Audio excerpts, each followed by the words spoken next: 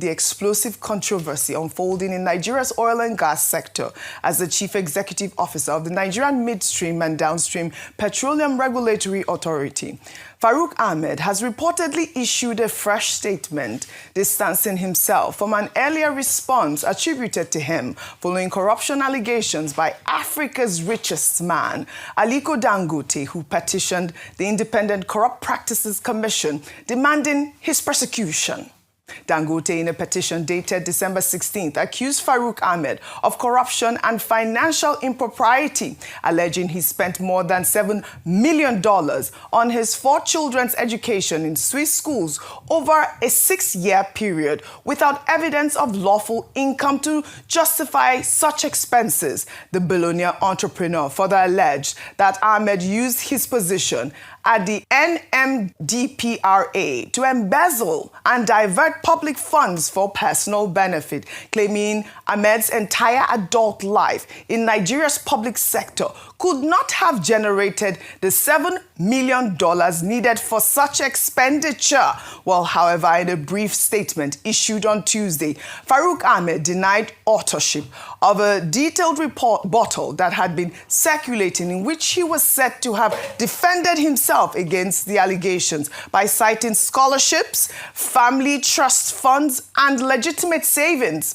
Ahmed stated categorically that the so-called statement did not emanate from him, describing the allegations as wild and spurious. Ahmed also stated that as a regulator of a sensitive industry, he has opted not to engage in public brickbat, adding that the matter has now been taken to a formal investigative institution which would provide an opportunity to dispassionately distill the issues and clear his name. Ayo, I know that you did see this statement that went viral yesterday on social media from Farouk Ahmed detailing it, and it was quite believable. And I mean, whoever authored that statement did, I think, an amazing job in even trying to...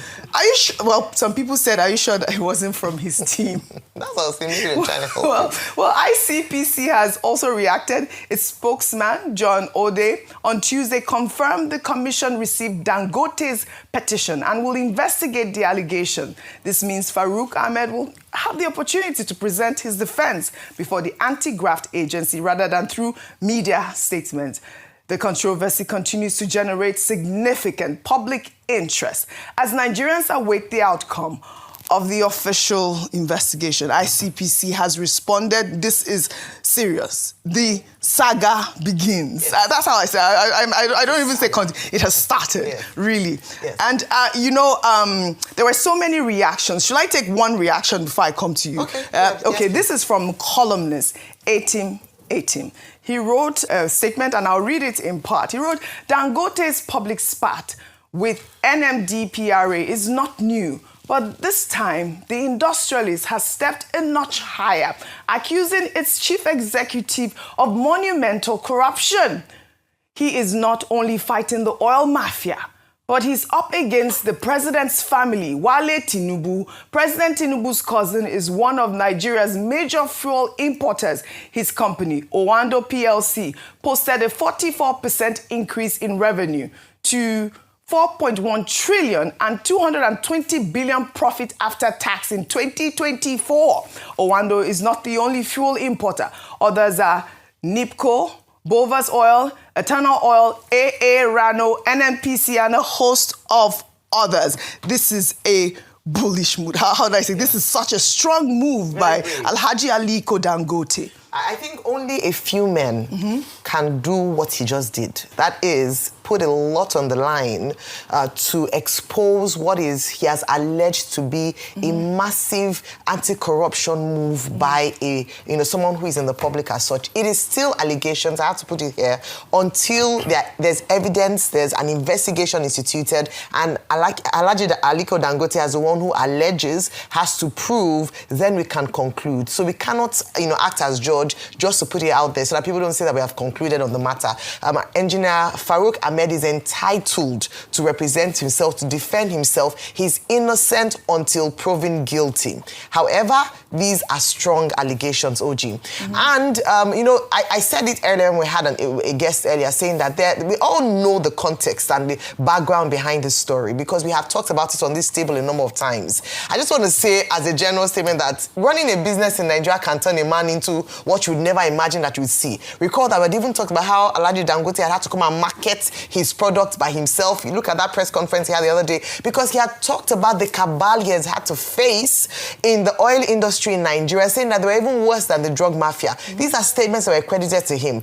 If a man who has invested a huge chunk of his wealth and committed to building a refinery which he has repeatedly said is in the interest, of course, his business interest, but also would benefit Nigeria as a whole, and the number of people who are fighting that from from happening, then he would come out with guns ablazing, since that's the word in the news today. And this is what he has done. The most important thing that people are saying is that whether or not you can call it witch hunt or it's blackmail, it is that if it is true, then Nigerians do deserve to know what the truth is. And I'm glad that the ICPC has risen to the occasion, but we don't want it to end with a statement saying that we're going to investigate.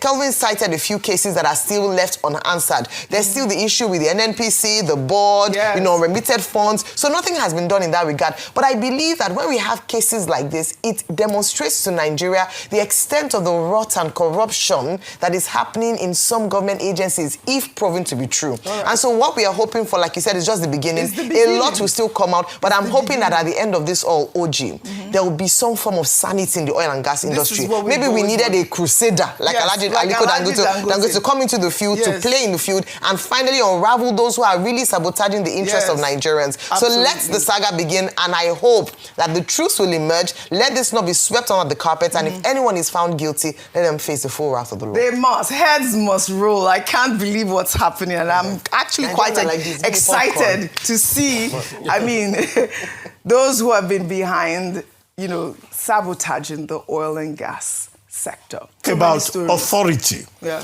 The conflict between the industry and the regulator. And then also, I made a point that there will be other power centers that are involved in this. Don't be surprised if nothing comes out of the investigation. Because I do not imagine that Farouk Ahmed will fold his hands and will watch it. Maybe by now he's even sending people to Dangote to try and see how they will resolve this matter. And all those vested interests are likely to come in. But it is important that we, the Nigerian people, we know the truth. And ICPC saying we will investigate, I have also expressed doubt that nothing may come out of that investigation. All right. These are the important issues. All right.